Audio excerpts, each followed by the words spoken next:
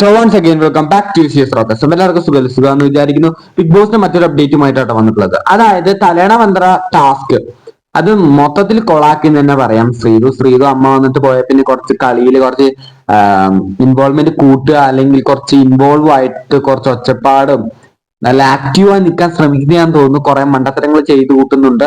അതെന്തായാലും ഈ പ്രാവശ്യത്തെ മണ്ടത്തരം ജാസ്മിന് അനുകൂലമായി തന്നെ പറയാം.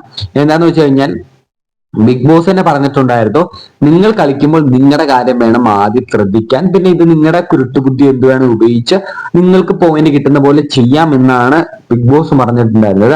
അപ്പൊ ആ പ്രകാരം ജഡ്ജ്മെന്റ് ലാസ്റ്റ് വന്നിട്ട് ശ്രീതു ഈ ജാസ്മിന്റെ ഒക്കെ പോയിന്റ് നില അറിയാണ്ട് ആ തലയണമന്ത്ര ടാസ്കില് ആവശ്യമില്ലാണ്ട് 2 പോയിന്റ് എക്സ്ട്രാ കൊടുത്ത് അവരെ ജയിപ്പിക്കുകയാണ് ചെയ്തത്. അത് ശ്രീതു വലിയൊരു മണ്ടത്തരം തന്നെയാണ്. ഇതിനെക്കുറിച്ച് തന്നെയാണ് ഇപ്പോ സിജോയും അതുപോലെ തന്നെ ജിൻഡോയും കൂടെ സംസാരിച്ചുകൊണ്ടിരിക്കുന്നത്.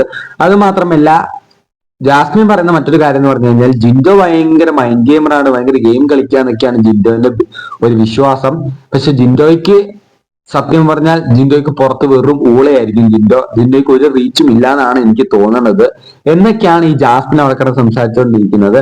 സത്യം പറഞ്ഞാൽ ഈ ജാസ്മിൻ പറഞ്ഞതിന്റെയൊക്കെ നേരെ ഓപ്പോസിറ്റ് തന്നെയാണ് ജിൻഡോ പുറത്ത് നടന്നുകൊണ്ടിരിക്കുന്ന കാര്യം ജാസ്മിൻ അറിയുന്നില്ല. അതുകൊണ്ട് തന്നെയായിരിക്കും ജാസ്മിൻ ഇങ്ങനെ സംസാരിച്ചുകൊണ്ടിരിക്കുന്നത്. ബിഗ് ബോസ് വീട്ടിൽ നിന്ന് പുറത്തിറങ്ങിയ ശരണ്യ ഉൾപ്പെടെ പറഞ്ഞത് ജിൻഡോ ചേട്ടൻ ജയിക്കുമെന്നാണ്. അപ്പോ പിന്നെ ഒന്നും പറയേണ്ട ആവശ്യമില്ലല്ലോ. ജിൻഡോയ്ക്ക് തന്നെയാണ് ഇപ്പൊ പുറത്ത് ഒരുപാട് സപ്പോർട്ട്. അപ്പൊ അതറിയാത്ത വ്യക്തികളൊക്കെയാണ് ഇങ്ങനെ സംസാരിച്ചുകൊണ്ടിരിക്കുന്നത്.